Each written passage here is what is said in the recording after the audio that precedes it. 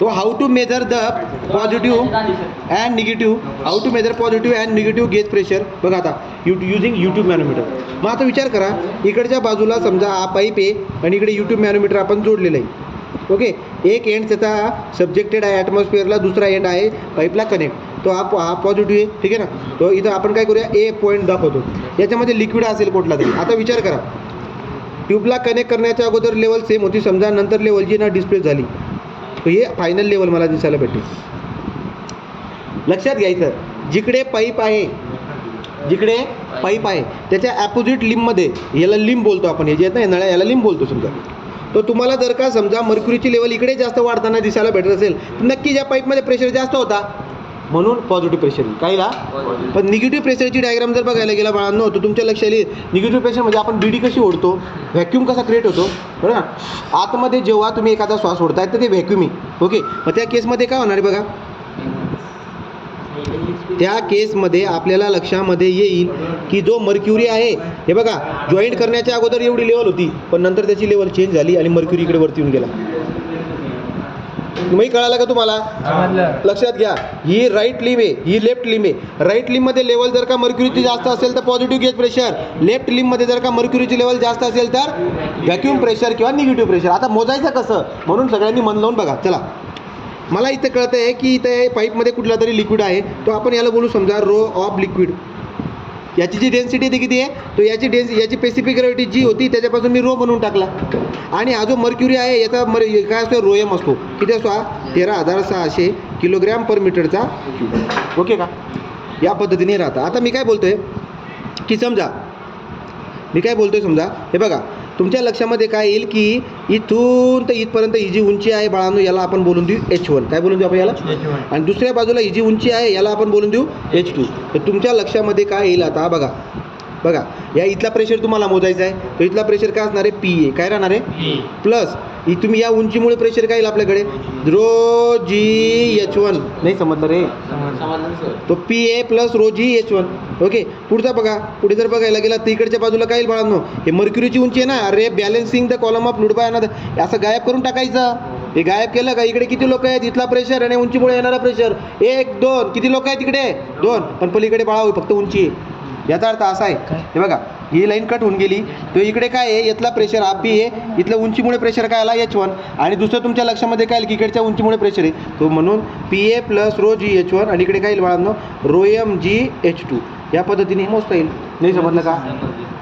पलीकडे बघा, आता पलीकडे काय होईल, इथला हा A आहे, इथली स्पेसिफिक ग्रॅव्हिटी जी होती, याची मास डेन्सिटी रो होती, ही जी उंची आहे समजा इथून ते इथपर्यंत, तर ही उंची मला दिसायला भेटते H1 आहे. पण बाळांनो बघा, बॉटमची लेवल ही आहे ना, तर इथं तुम्ही लाईन मार्क करणार आहे. तर तुम्ही बोलणार की सर इथून ते इथपर्यंत H1 आहे, मग उंची काहीतरी असणार ना, ही H2 आहे बाळांनो. मग मला सांगा, या बॉटमच्या लेवलला जर तुम्ही कट करून टाकलं तर मला सांगा, इथे असणारा प्रेशर PA, या उंचीमुळे प्रेशर काय येईल, H1मुळे येणार, आणि या H2मुळे पण प्रेशर येणार. पण बाळांनो इकडच्या लिंबमध्ये कुठलीच उंची नाही आहे, याच्यामुळे प्रेशर येणार नाही. मग कसं लिहिणार तुम्ही बघा, PA प्लस या उंचीमुळे प्रेशर काय येईल, रोयल जी H1 प्लस इकडे काय होईल, ह्या मर्क्युरी बाळांनो रोयम जी H2. आलं का लक्षात? 3 लोक आहेत इकडे, 3, 1 या उंचीमुळे 2, या उंचीमुळे 3, पण पलीकडे 1 पण नाही. याचा अर्थ is equal to 0. Shift solve answer equal केल्यानंतर तुम्हाला PAची व्हॅल्यू भेटून जाईल निगेटिव्हमध्ये. कशात भेटेल, हे उत्तर नेहमी निगेटिव्हच राहणार आहे, आणि शेवटी जे उत्तर येईल हे कशात राहणार, न्यूटन पर मीटरच्या स्क्वेअरमध्ये. तो या पद्धतीने. आणि इकडे PA कसा असणार, इकडे PA पॉझिटिव्ह राहणार आणि याचं उत्तर न्यूटन पर मीटर स्क्वेअर. असाही तो प्रश्न तुम्हाला विचारतो, असा देखील तो प्रश्न तुम्हाला विचारतो. तो यूट्यूब मॅनोमीटर जो आहे, तो यूट्यूब मॅनोमीटरबद्दल तुम्हाला मी माहिती दिलेली आहे. जर माहिती विचारली तर फायदा काय आहे, तुम्हाला गॅसचा पण प्रेशर मेजर करून देईल, positive negative gauge pressure measure करून देतो, लिक्विडचा आणि गॅसचा दोघांचा प्रेशर मेजर करून देतो. U tube manometer is over. आता आपण पुढे जाऊ. तो बघा, पिझोमीटर कव्हर केला, यूट्यूब मॅनोमीटर कव्हर केला, सिंगल कॉलम मॅनोमीटर आपण जास्त खोलमध्ये शिरत नाही, आपल्याला ते येणार नाही असं कन्सिडर करून याला स्किप करतो. पुढे जातो डिफरन्शियल. बघा, डिफरन्शियल मॅनोमीटर बघायचं आपल्याला, तो इन्व्हर्टेड किंवा यूट्यूब डिफरन्शियल मॅनोमीटर, हे दोघं आपण आता डिस्कस करणार आहोत. तो बघा, पुढचा टॉपिक आहे आपल्याकडे डिफरन्शियल मॅनोमीटर. डिफरन्शियल मॅनोमीटर बघा, तो आता थोडा टॉपिक राहिलेला आहे, थोडा म्हणजे जवळपास 5-1 मिनिटाचा. डिफरन्शियल मॅनोमीटर, 2 पाईपमधला प्रेशरचा डिफरन्स जर तुम्हाला मोजायचा असेल तर तो आपण कशाच्या मदतीने मेजर करत असतो? दोन पाईपमधला प्रेशर डिफरन्स मेजर करण्यासाठी आपल्याकडे डिफरन्शियल यूट्यूब मॅनोमीटर, काय डिफरन्शियल यूट्यूब मॅनोमीटर. तो differential manometer differential U tube manometer बोलायचं, काय बोलायचं? Differential U tube manometer, differential U tube manometer. ठीक आहे. मग आता हा एक पाईप आहे, ठीक आहे, हा एक पाईप आहे. या पाईप, आता हे दोन पाईप वेगवेगळे आहेत. हा समजा ए पाईप आहे, हा बी पाईप आहे. याच्यामध्ये लिक्विड भरलेलं आहे, याच्यामध्ये लिक्विड भरलेलं आहे, पण या दोघांमध्ये प्रेशर वेगळा आहे. जर प्रेशर वेगळा असेल तर बाळा दोघांचा फरक पण येईल ना. इकडे प्रेशर 10चा, इकडे प्रेशर 8चा आहे, फरक कितीचा आला? 2चा. मग हा फरक जर काढायचा असेल तर तुम्हाला डिफरन्शियल यूट्यूब मॅनोमीटरचा वापर करावा लागेल. बरं कसा दिसतो? हे बघा, यू शेपचा आहे. अशी आकृती 12वीवाले पोळे बघतात, ओके का? तो 12वी झालेली किंवा 10वी झालेली पोरं अशी आकृती बघतात याच्या अगोदर, ओके. तर ही एक आहे यूट्यूब मॅनोमीटर, डिफरन्शियल यूट्यूब मॅनोमीटरची आकृती. जॉईंट करण्याच्या अगोदर लेवल जी होती ती सेम लेवल होती, पण तुमच्या लक्षामध्ये येईल की जर जॉईंट केल्याच्या नंतर आता बघा अशी लेवल होऊन गेली. याचा अर्थ काय निघून आला? ए पाईपमध्ये प्रेशर जास्त आहे बी पाईपपेक्षा, असा अर्थ निघून होतो. समजलं का? मग आता आपण याला मेजर करणार. तो डिफरन्शियल मॅनोमीटर कसा वापरतात याच्यावर गणित येतं. 4 मार्क गणित खूप सोपं करून सांगतो, मन लावून ऐका. हे आपल्या पट्ट्यातले गणित आहेत. काय इम्पॉर्टंट आहे ते हे इम्पॉर्टंट आहे. मी तुम्हाला थिअरी सांगतो, थिअरीमध्येच गणित समजून घ्या. उदाहरण जेव्हा तुम्ही वाचतात तो बोलतो डिफरन्शियल मॅनोमीटर. उदाहरणाच्या सुरुवातीलाच काय असतं? डिफरन्शियल मॅनोमीटर. आणि मर्क्युरी डिफरन्शियल मॅनोमीटर बोलतो. जेव्हा मर्क्युरी डिफरन्शियल मॅनोमीटर बोलेल ना बाळांनो, त्याच्यात मर्क्युरी भरलेला आहे. याचा अर्थ SM बराबर 13.6. SM बराबर, ही एवढी आयडिया तुम्हाला यायला पाहिजे. आणि हे जे ट्यूब, हे बघा, हे जे पाईप भरलेत ना, जनरली या पाईपमध्ये सेम लिक्विड असतो दोघं साईडला. म्हणजे इकडे जर का मी वॉटर भरलेला आहे, समजा इथं वॉटर भरलेला आहे, तो जनरली इकडे पण काय भरलेला असतो? वॉटर. आणि वॉटरचा यस म्हणजे स्पेसिफिक ग्रॅव्हिटी. तुम्ही म्हणा आतापर्यंत जी दाखवलं सर, इथे यस का दाखवताय? तुम्ही जी पण दाखवू शकता. समजा मी जी दाखवतो, हा GM झाला म्हणजे काय? Specific gravity of mercury. आणि इकडे specific gravity of water GW किती असणार आहे? 1. उदाहरण बारकाईने वाचायचं. डिफरन्शियल मर्क्युरी मॅनोमीटर म्हणलेलं आहे. आणि इथं मला बोललं आहे मर्क्युरी डिफरन्स. काय बोलतो तुम्हाला? तो तुम्हाला जे ना तो डिफरन्शियल रीडिंग बोलेल. काय बोलणार? तो डिफरन्शियल रीडिंग बोलणार किंवा मर्क्युरी डिफरन्स बोलणार. तो डिफरन्शियल रीडिंग किंवा मर्क्युरी डिफरन्स म्हणजे बघा बाळांनो, हे डिफरन्स बोलतो तो, आणि याला आपण एक्स बोलतो. काय बोलतो आपण? हा तुम्हाला सेंटीमीटरमध्ये जर दिला असेल तर मीटरमध्ये करून घ्यायचा. जसं त्याने मला 25 सेंटीमीटर दिलं आहे, मीटरमध्ये रूपांतर कसं करायचं? Divide by 100. मग 25ला डिवाइड बाय 100 जर केला, सेंटीमीटरचं मीटरमध्ये रूपांतर करायला डिवाइड बाय 100 करतात. परंतु MMचं मीटरमध्ये रूपांतर करायचं असेल तर डिवाइड बाय 1000 करतात. मग मला सांगा 25चा डिवाइड बाय 100 केलं तर 0.25 येईल बाळांनो. याचा अर्थ x = 0.25 मीटर दिला आहे. याला काय बोलतात? डिफरन्शियल रीडिंग किंवा मर्क्युरी डिफरन्शियल रीडिंग, ओके का? तो डिफरन्शियल रीडिंग याला बोलतात. लक्षामध्ये राहू द्या तुम्ही. तो डिफरन्शियल मर्क्युरी मॅनोमीटरमध्ये डिफरन्शियल रीडिंग म्हणून शब्द येईल. ती एक्सची व्हॅल्यू राहणार आहे, त्याला मीटरमध्ये लिहून घ्यायची. क्लिअर आहे का? चला आता आपण काय करतो? याचा प्रेशर हेड आणि याचा प्रेशर हेड, तो प्रेशर हेडचा डिफरन्स काढतो. म्हणजे काय करतो बाळांनो मी? HA - HB. मला माहिती आहे ना HA मोठा आहे. अरे हा तर इकडे ढकलतोय, हा मोठा आहे ना. HA - HB कसं काढणार? X GM/G - 1. हे समजलं बाळा? एक सी रिडिंग झाली, डिफरन्शियल रिडिंग. GM मर्क्युरीची स्पेसिफिक ग्रॅव्हिटी 13.6, जी पाण्याची स्पेसिफिक ग्रॅव्हिटी 1. हे काय एकदम सोपं आहे ना बाळांनो. समजा ही व्हॅल्यू माझ्याकडे आहे 0.25.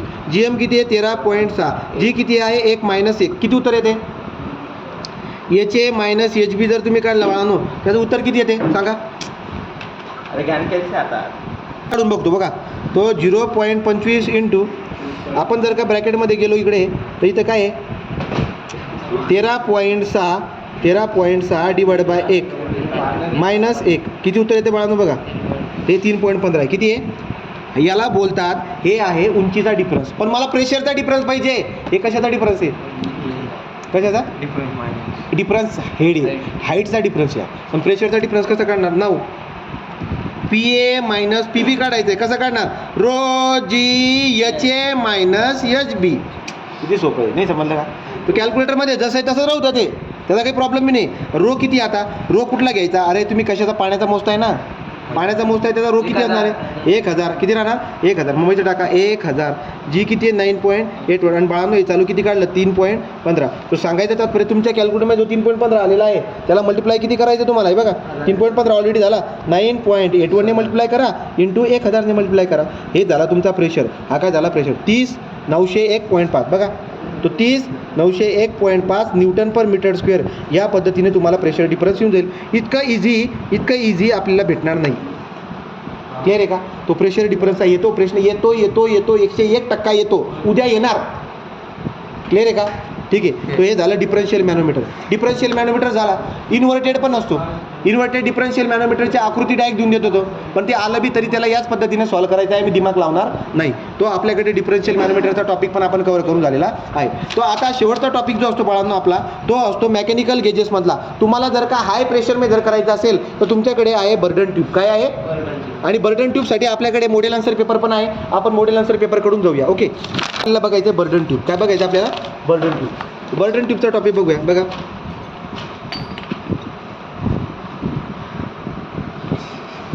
तो आपला हा पूर्ण होता. हा काय असा आहे, शेवटचा टॉपिक आहे बर्डन ट्यूबचा, आणि याला आपण आता नीट समजून घेणार आहोत. कोणी मस्ती करू नका प्लीज. बर्डन ट्यूबची वर्किंग बघण्याच्या अगोदर त्याची डायग्राम पण तुम्हाला बघता यायला पाहिजे. बघा डायग्राम कशी आहे, प्रत्येकाने ही डायग्राम बघितलेली असणार याच्या अगोदर पण.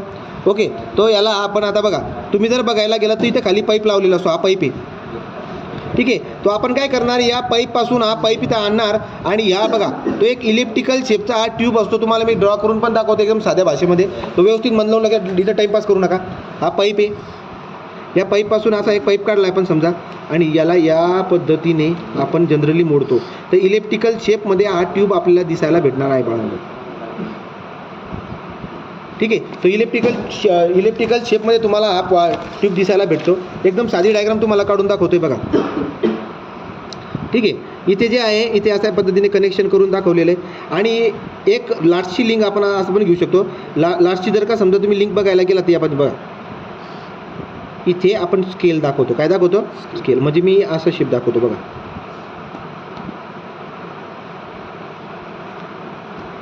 याच्यावर स्केल असतात, रिडिंग याच्यावर काय असतात, रिडिंग, ठीक आहे का? कळतंय का नाही तुम्हाला? आतमध्ये एक ट्यूब दाखवलेला आहे, आणि बाहेरचे जे ना, बाहेरची तुम्हाला असं मी मार्किंग करून दाखवलेली, ठीक आहे.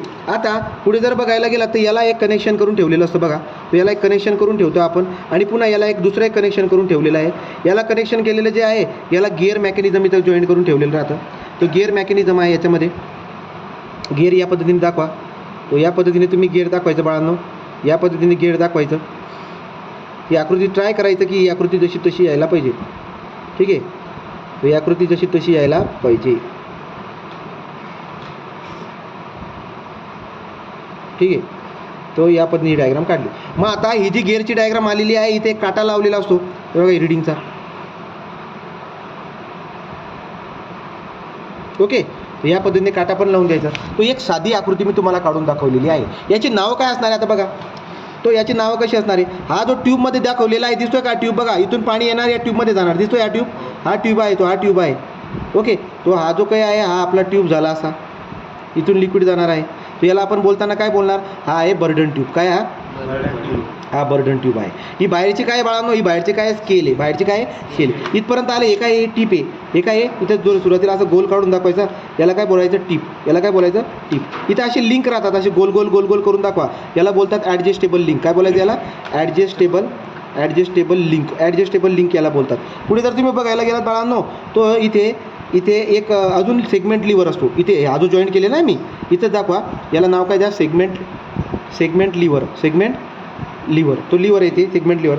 इथं आहे सेक्टर. तो इथं जो असतो, इथे काय असतो? इथं नाव दाखवा फक्त, सेक्टर. काय नाव दाखवा? सेक्टर. इथं जे आहे, याला हे जे दातं दिसत आहेत, याला बोलतात पिनियन. गिअरचं काय असतं ते? पिनियन. हे दातं, याला काय नाव द्यायचं? पिनियन. याला पिनियन नाव द्यायचं. आणि ही जी बाहेरची आहे, हिला बोलायचं स्प्रिंग. हिला काय बोलायचं? स्प्रिंग. आणि हा काय बाळांनो, हा काटा आहे, याला बोलायचं निडल. काय बोला याला? निडल. जे निडल बोला. आणि इथं छोटा गोल असतो, याला बोलतात स्टॉप. काय बोलतात याला? स्टॉप. डन आहे का? या पद्धतीची तुम्हाला ही डायग्राम लक्षामध्ये ठेवायची आहे. आता याचं वर्किंग काय? याचं वर्किंग लक्षात ठेवायचं आहे. तर परीक्षेमध्ये वर्किंग विचारतात, डायग्राम विचारतात, वर्किंग कशी करणार? एक नंबर. बर्डन ट्यूब काय करतो? बर्डन ट्यूब हा हाय प्रेशरला मेजर करतो. तर Bourdon tube is the pressure gauge. Bourdon tube काय आहे? प्रेशर गेज आहे. Bourdon tube is a pressure gauge which is use to measure. काय मेजर करतो? Bourdon tube is the pressure gauge which is use to measure high pressure. दुसरं working करण्याच्या अगोदर कन्स्ट्रक्शनच सांगतोय. हा याचा शेप कसा असतो? बर्डन ट्यूबचा शेप इलेक्ट्रिकल सेक्शन असतो. कसा असतो? हां, तो बर्डन ट्यूब बघा, मी एवढं क्वालिटी सांगतोय, लक्ष द्या बरं का. Having electrical cross section. तो इलेक्ट्रिकल क्रॉस सेक्शन याचा असतो. समजलं का? हा दुसरा पॉईंट झाला. तिसरा पॉईंट काय लिहायचा आहे बघा. तो बघा इथं असं पण करता येईल, Bourdon tube is a elliptical cross section. Done झाला. पुढे याचा एक एंड कुठे कनेक्ट करतात बघा, one end is connected to pipe and another end is connected to another end is a free. Another end काय असतो याचा, हा अनदर एंड फ्री आहे, मोकळा आहे. ओके, या पद्धतीने इथं पण आलं. आता आपण सुरुवात करून देऊ. जेव्हा याच्यामध्ये बाळांनो फ्लूइड इंटर करतो, वेन बघा पुढे लिहितो, Wien the fluid inter into tube. कुठलं ट्यूब, बर्डन ट्यूब. तो जेव्हा फ्लूइड बर्डन ट्यूबमध्ये इंटर होते काय होतं बरं पुढे बघा, Wien the fluid is inter into the burden tube. ठीक आहे, बर्डन ट्यूब त्याच्यामुळे काय होईल बरं का, बर्डन ट्यूबमुळे काय होईल बघा, तो द ट्यूब शिफ्ट आउटवर्ड म्हणजे काय बरं का, बाहेर निघायचा प्रयत्न करेल.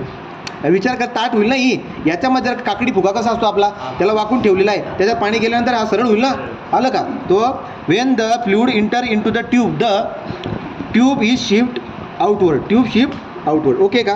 बरं, आता ही जी मोशन आहे या ट्यूबची, ही आउटवर्डला जाणारी ही जी मोशन आहे, त्यामुळे ॲडजस्टेबल लिंकची पण मोशन होईल, सेगमेंट लिव्हरचा पण मोशन होईल, आणि त्यामुळे या सगळ्यांची मोशन दिसायला भेटेल. तुम्ही आपण लिहितो नाही तर बघा, due to the shifting of tube outward the motion transfer to बघा लक्षात या, संपला आता विषय. Due to the shifting of the tube outward the motion transfer to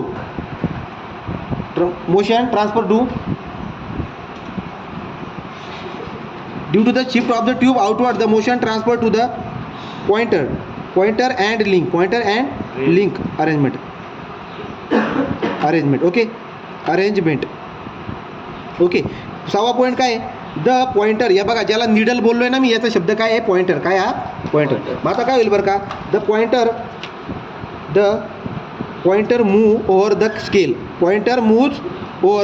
scale. हा पॉइंटर स्केलवरती मूव्ह करेल इकडे तिकडे, आणि कुठेतरी जाऊन स्टॉप होईल. And indicate the pressure in कशामध्ये, प्रेशर इन न्यूटन पर मीटरचा स्क्वेअर. डन. ओके का. या पद्धतीने आपल्याला दिसायला भेटत असतो बाळांनो. ओके, बर्डन ट्यूब एकदम क्वालिटी सांगितलेला आहे मी, हां एकदम बढिया पॉईंट सांगितलेले आहेत. अशा पद्धतीने आपला हा